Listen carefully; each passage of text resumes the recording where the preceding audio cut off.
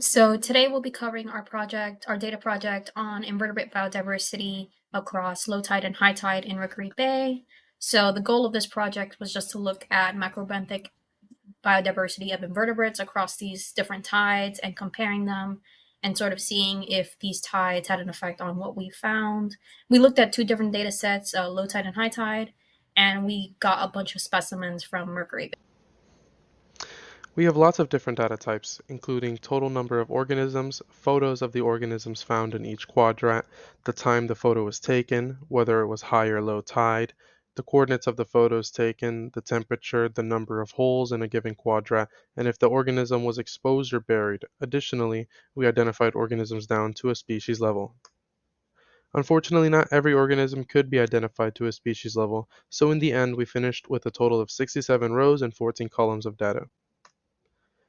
From normal appearance, this data does not look normalized. The count refers to the number of organisms left after excluding those who weren't ID'd down to a species level. Mean refers to the average number of organisms found per quadrat. STD stands for the standard deviation of organisms between each quadrat. And min being 0 means some quadrats were empty, with max meaning that a quadrat held the most organisms with 13. Using this data, we can run two different analyses.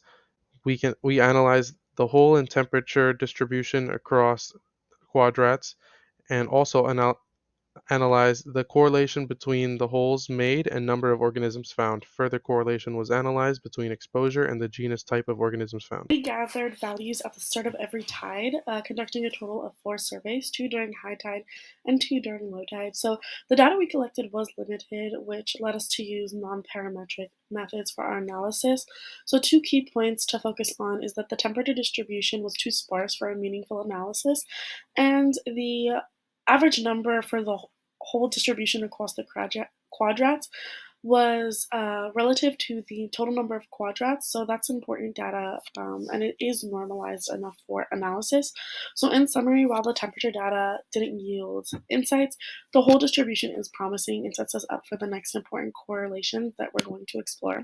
So looking at the scatter plot, we can explore the relationship between the number of organisms found and the number of holes made, and based on the p-value, we can gather that the correlation between the number of organisms and the number of holes made was sufficient enough.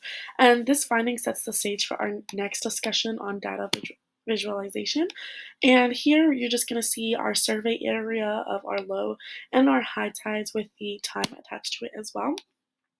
This graph here on the top, the low tide, both of them essentially state the species that we found and the amount of organisms per species category that we accounted for both low and high tide as well.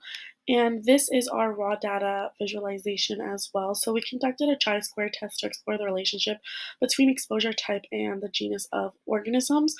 With a p-value of 0.0005, this indicates a strong positive correlation between exposure and the genus as well. And here is another graph that we used to depict genus-specific organisms found either buried in sediment or exposed across all tides. This is the total number of species and organisms that we had found specifically for low and high tide. And then this is the species richness graph that we acquired, indicating that low tide has a higher species richness than high tide. And in this data visualization set, it's crucial to understand that this data highlights the dominance of certain taxonomic classes over others throughout our entire survey.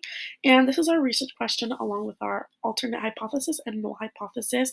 Our research question being, does the biodiversity of benthic organisms differ at low and high tide within a given mudflat? So we did want to do a t-test, but we found that it wasn't normally distributed when we did a box test, and this was inexcusable. We tried to remove it via the IQR method, and we did a Shapiro-Wilks test to test for this.